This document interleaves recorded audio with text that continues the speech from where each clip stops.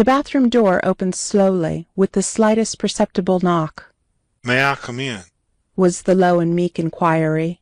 "You may, and then you may go out as soon as possible," was the resolute response. Warren's countenance was smiling again, and the smile was infectious. So curious had been this burglarized method of escape, so unusual the imperturbable girl who had assisted him against all conventional expectations, that the horror of the last half-hour was partially dissipated. When a man meets a great crisis of his life and overcomes it, there is a queer relaxation of strained nerves. With a woman, the result would be hysteria.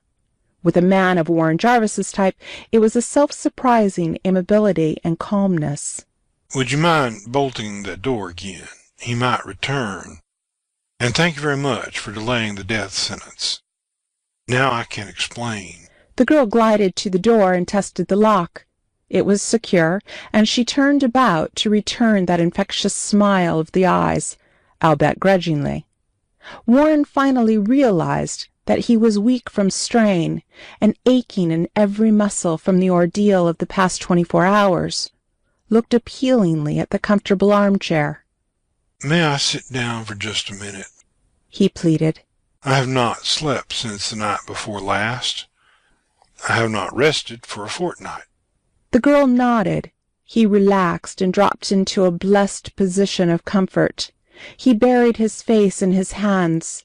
How many times had he struck the same attitude since the bitter days at Meadow Green, without realizing the repetition? For 2 minutes, or an hour, he sat there, he knew not which.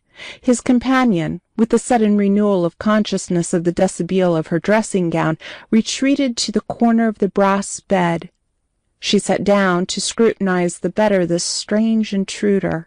The moonlight, which fell in pale green bars across the Bokhara beneath her slippered feet, the melodramatic situation which had brought them together, the unmistakable gentility of this compelling intruder of her maidenly domain, the curious collapse of his aggressiveness, all these things united to cast a sympathetic spell over her. She was foolish to the extreme of placing herself in a ridiculous situation. She was culpable in protecting a self-confessed butcher. She was weak in yielding to girlish sentiment by permitting this man to shatter the conventionalities. She, who had been accustomed throughout her 20 years of adultation and awe-inspiring respect, to a servile respect from every man, woman, and child, and worst of all, to an essentially feminine mind, she had allowed this presumptuous, calculating stranger to override her better judgment, to subjugate her resistance, without a visible tribute to the charms which had stirred the masculine souls of a continent. And yet, in spite of, perhaps because of, all these illogical, provoking, equilibrium-shattering irritants, she sat there, patiently, eagerly awaiting an explanation. Consistency, thy name is not maidenhood. Suddenly he looked at her. "Do you know what a feud is?" was the curious prologue. Her answer was apt and surprising. "Feud. Spain is the garden of feuds." "So is Kentucky. That's where I'm from. You're Spanish, then?" "Yes." "Then you'll understand and sympathize. Those shots you heard ended a feud which has lived through 3 or 4 generations. They brought me back to earth, to life, to a realization of things about me, after the most horrible nightmare through which I've ever passed. I know my own name now, and I had almost forgotten it since I went back home. So short a time, so many centuries ago." Then Warren Jarvis told her the story.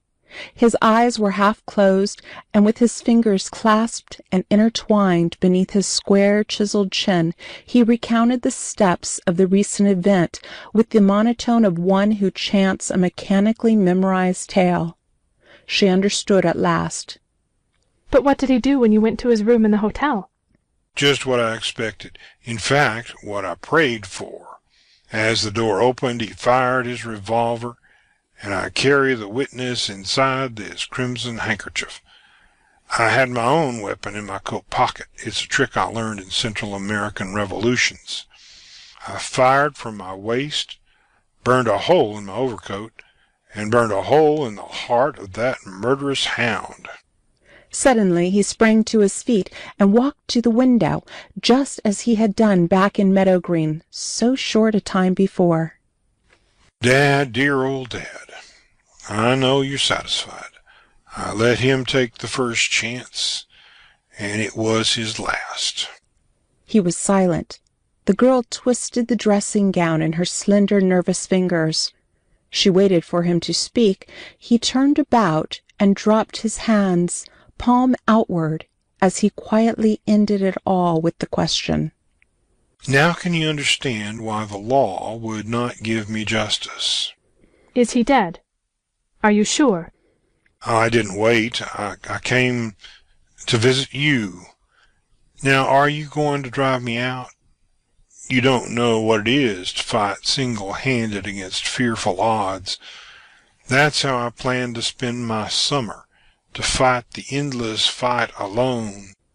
She leaned forward eagerly as she answered. Oh, yes, I do. I know what it means. I, too, have been fighting against fearful odds. Jarvis looked at her sharply. There is no man to fight for you? No man who dares. Oh, God, if there had only been a woman left for me to fight for. But with my mother gone, it was simply a hopeless, desperate determination to square the score at any cost, and then cry quits and care nothing. She drew back, studying the outline of his agile body as he stood silhouetted against the moonlight. And are you alone? Alone. And if you're caught? There was a curious eagerness in her low voice. It means payment with your life. Yes. Suppose that I decided to help you, to do more than I have done. Jarvis discarded his fatalism as he caught at this loophole. What do you mean? You have no fear of death. You are not afraid of ghosts. Ghosts? Don't joke with me. I'm an American. Yes, ghosts. They are not confined to America or China or Africa. I mean Spanish ghosts. Jarvis's laugh was almost bitter as he responded with a tense earnestness. After tonight, I'm not afraid of the living or the dead. What are you thinking about? After a hesitation, poignant in its baffling anxiety, she rose and walked toward him, absolutely forgetful of their curious meeting and their lack of a common ground of interest. If you escape from here, it will be because I helped you. We might say, I saved your life. If what you tell me is true, and if I do it from a selfish motive entirely, I am justified. I have work for you. Hard, dangerous work. And as I am frank, it may mean your life in the end. It's a chance, and you have nothing to lose. And if I agree? You will begin by taking the ancient feudal oath of my country. Isn't my word enough? I'm a Kentuckian, you know. But I insist. Jarvis smiled indulgently. Very well. I'll swear the blackest oath you can utter. His eyes twinkled. Let's hear it all now. The girl drew back her shoulders haughtily. It was apparent that she took this curious idea more seriously than the prelude would suggest. What is your name? Jarvis. All of it? Warren Jarvis. She raised her hands to the Kentuckian's surprise. Kneel then, Warren of Jarvis. No, not that way. On one knee only. I beg your pardon. Jarvis began to feel ridiculous in spite of himself, but there were reasons for humoring this curious beauty. The footsteps were still audible in the hall. Now, repeat this oath. I, Warren of Jarvis. He followed word for word. Seigneur of all the domains, fiefs, keeps, and marches of Warren of Kentucky. Whee! And he stifled a laugh as he echoed the words. The girl continued. Do convey to Maria Theresa of Aragon all my worldly titles and possessions. Sounds like I were marrying her. I beg your pardon. do convey to Maria Theresa of Aragon all my worldly titles and possessions." The shade of a smile played over his features. The girl caught his hand in hers, placed her left in both of his, and then continued, "And to receive them back as vassal and retainer, and to faithfully fight in my lady's cause, according to the feudal laws of Castile and Aragon." As he finished the repetition, she added, "Arise, vassal." With the spirit of the ceremony, he jestingly caught her hand and kissed it as he arose. She drew back sharply. "That is part of the ceremony, but I meant to omit it." Warren Jarvis laughed provokingly. No, that seemed to me the only sensible part of it. Again, I beg your pardon, but who on earth is this Maria Theresa of Aragon person whose hired man I have become? The girl drew herself up with a hauteur which could never have been imitated upon the stage. Her dark eyes glinted coldly as she replied, I am Her Serene Highness, Maria Theresa, Princess of Aragon." Jarvis looked at her, waiting for the cue to the joke. She was serious.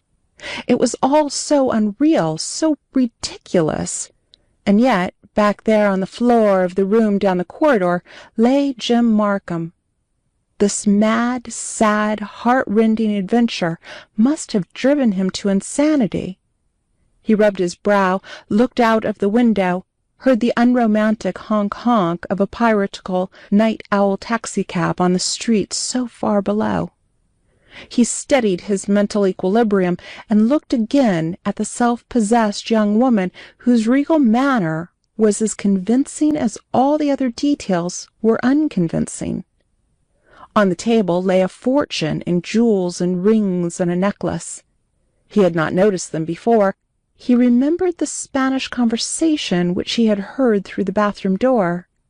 He realized from the size and elegance of the rooms that this must indeed be a regal suite in the great hotel. And the girl's steady look never wavered. American humor in the presence of royalty came to his aid in the staggering blow to his credence. "Good night. You a princess, and I've been ordering you around with a gun. Great Scott! What next?"